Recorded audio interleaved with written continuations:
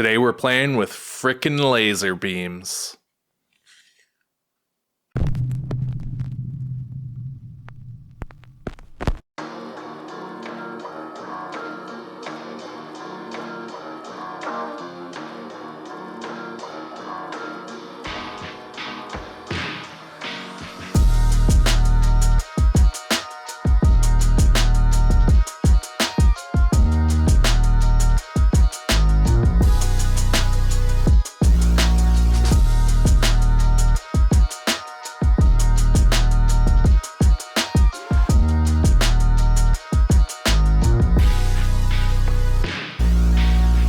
This is a special one today. We will be reviewing the Ortur Laser Master 3. And just to get this out of the way, I do need to disclose that this was sent to me for free for the purpose of doing a review. I have had this for the last 3 weeks or so, and I've just been learning how to use it and getting used to all the settings and what it can do. I will say this, if I did not like this machine, you would not be watching this video right now. It is not my intention to take things for free and push them out to you guys if I don't believe in them. And also, it's not something that I want to do where I just take a product that I don't like and just trash it. So if I did not like this laser, I just simply would not do this video. I would send this thing back to them, let them know my issues, and you would never even know. With that in mind, this laser is actually really cool and it's a lot of fun to use. If you just came here to find out if the Ortur Laser Master 3 is a good machine for leatherwork, I would say yes, links in the description. But if you want to see a full review, stick around. We're gonna tear this thing apart. Not literally, but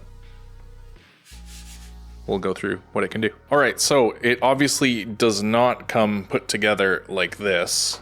It comes in quite a small box and has an instruction manual, and you got to put the thing together. The instructions are actually really clear, and this thing went together in probably under an hour. They give you all the hardware and tools, everything you would need to put this together.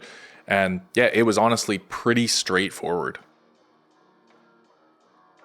And once you have it together, it's not too bad to get up and running. If you look on the front corner there, there's actually a Wi-Fi antenna. And Ortur has a laser app on the App Store for both Apple and Android called Laser Explorer. You can connect to this via Wi-Fi and you can actually start engraving and cutting things right from your phone or a tablet or whatever. The other method is to use a laptop and connect to it via USB, which there's a USB plug on the side. And once you're connected, you can download any number of different laser programs out there. I downloaded Lightburn, which is a premium software, but you get a 30-day trial. And so far I like that. So once you have this thing all together and you're ready to start cutting and engraving stuff, it's good to know a little bit about the safety features. And I know safety is not the most popular fun topic, but this is a machine that cuts stuff with a beam of light.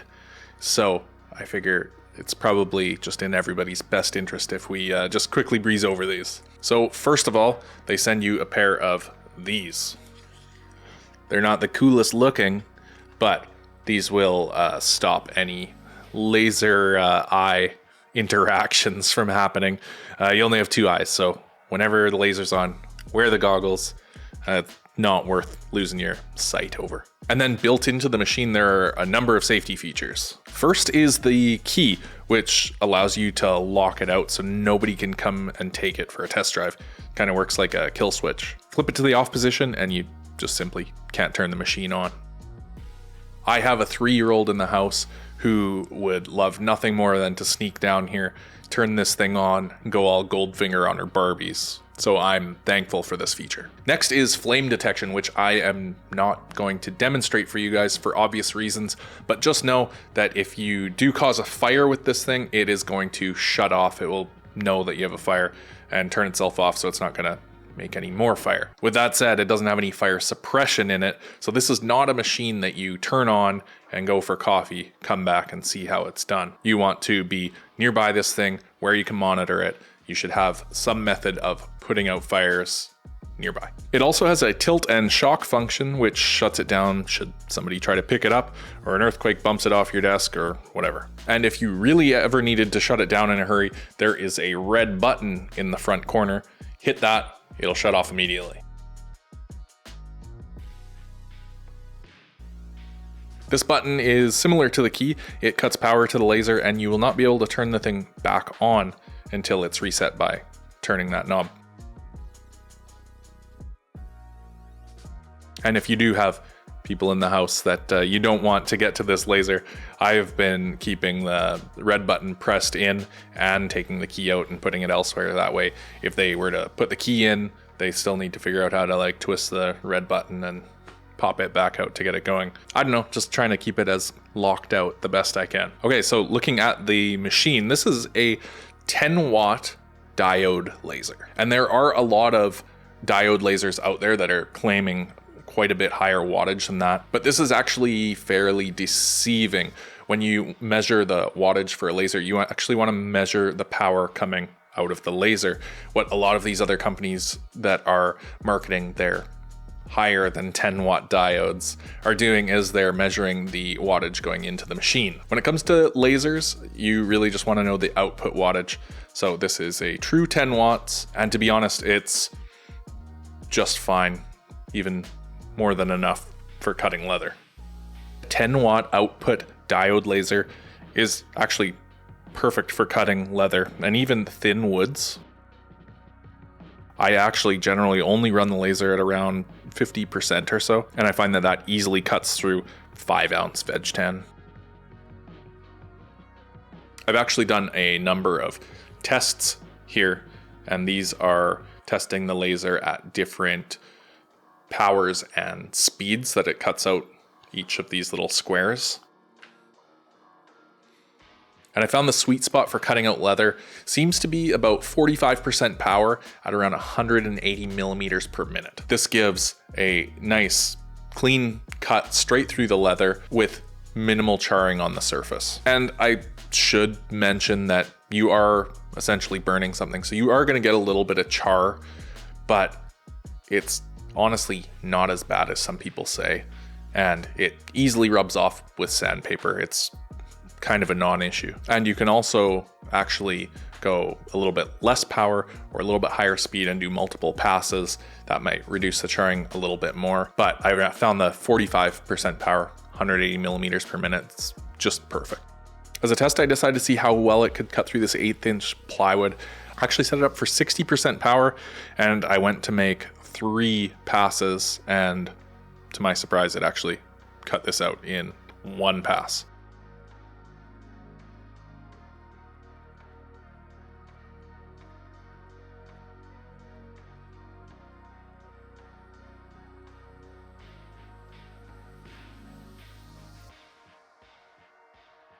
I actually couldn't believe how well it cut this out when it did it.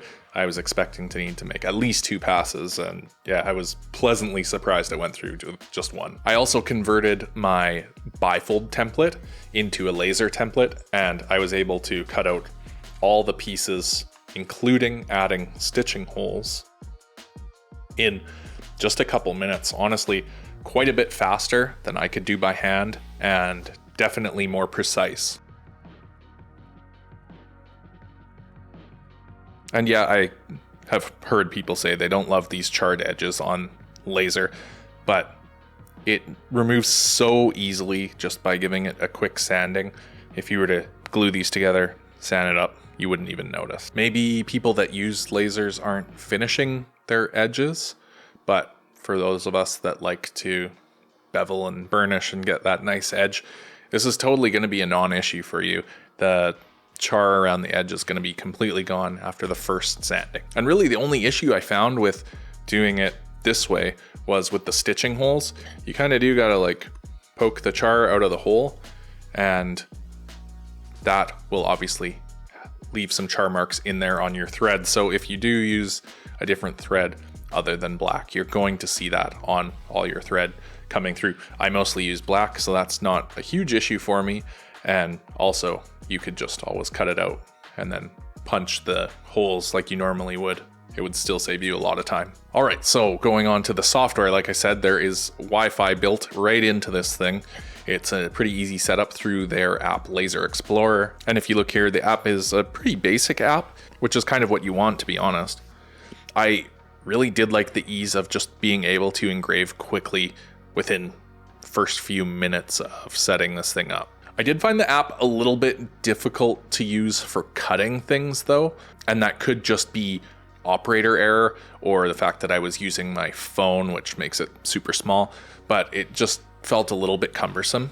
I also wasn't able to upload my SVG files for my templates. I make all my templates as scalable vectors, and so I like being able to import an SVG file straight in, has all the proper measurements, and then it will cut everything out with the proper size. Something I was surprised by was the engraving function on this. I really didn't think that it was something that I would be really interested in, but in testing it, I was able to, do my logo or this like calligraphy logo that someone made for me on this piece of wood, and it really actually engraves it in deep. If you were a woodworker and you wanted to engrave like a logo or something in super deep and then sand it and put some epoxy in there, you would get a really cool effect. I actually might give that a shot. I'm a horrible woodworker, but I think it would be cool. But the engraving also works really well in leather. I haven't done a ton of it yet, and I'm still kind of learning, but it's honestly not that hard, and it looks pretty cool. It would be really handy for personalizing leather products, putting people's names on it or doing different designs on the leather. I've seen guys who use something like this to do like a plaid pattern on their wallets or like a topographic map design, and it looks really cool. In terms of build quality, this thing is a tank, to be honest. It's all custom aluminum framing and it feels really solid. I like that a lot of the wires are actually contained within the aluminum frame, so there's not a lot of wire hanging out. I love the Wi-Fi connectability. I have been using more the computer method, but even doing that, there is a unit that you can buy for Lightburn that allows you to connect through Wi-Fi. It's just kind of one extra thing that you have to buy. A really cool feature that they put on this is it has an integrated hole to plug in a hose, and this will go to a small compressor, and it's something that they call air assist, and what it is it runs just a stream of air down to where you're cutting, and it actually blows the soot and debris away, and that actually gives you a more precise cut, and it is supposed to look better. I do not have one of these compressors, but I am going to probably get one. Just looking online, it looks like it makes a pretty decent difference. Even without one though, you're going to have a good time cutting. It's super easy. And yeah, it's just a lot of fun. Another cool feature that they have on here is, I don't know if you can see, but there is a switch right here. And that switch turns off the Y-axis and turns on a connectable, it's like a rotating cylinder thing, and it allows you to print on, say, like water bottles or anything cylindrical. And instead of moving this back and forth like this, it'll actually turn whatever cylinder that is and let you engrave your logo on water bottles or pretty much anything. Baseball bat, I don't know, whatever you want to do. Now, in terms of what I don't like about this laser, there honestly isn't much. A concern of mine is that you're going to find it suspect that I only have good things to say about this, but honestly, this thing is really well built. I've had a blast, just cutting stuff out and engraving stuff. I've gone through a lot of leather, just learning how to use it and playing with it. I guess if there is one thing I don't like about it, it's that this one cable here kind of just runs off to the side and drifts freely along. But it's, again, a minor issue, and I don't really know how they would fix that because it needs to move and follow along with the Y-axis here. I guess another thing that I would like for this machine is probably an enclosure. You are producing a decent amount of smoke, especially when you're engraving onto wood. And me being down in a basement here, I actually made more smoke than I had thought. Once I got fans going, it wasn't too bad. I've actually ordered a little suction fan thing to suck the smoke out, and I'm sure it won't be an issue. But yeah, if this came with an enclosure, that would be super cool. With that said, for the price point of this thing, you really can't beat it, and I don't know how they could include something like that and still charge what they're charging. You can also really easily make a little enclosure for this out of wood, some plexiglass. You could probably use this to cut the holes for everything, and then just plug in some dryer ducting onto it and get an inline fan. That's what I have coming, and you would have a fully enclosed one, and it would suck all the smoke out. Honestly though, for what they're charging for this, which is about $700, I think that's totally reasonable. And honestly, I don't know how they could give you more for that amount of money. This does everything you would want it to do. Yeah, it's going to cut a little bit slower than a CO2 laser, but at $700, if you want to go to a CO2 laser and cut stuff out that fast, you're looking at between $5,000 and $10,000.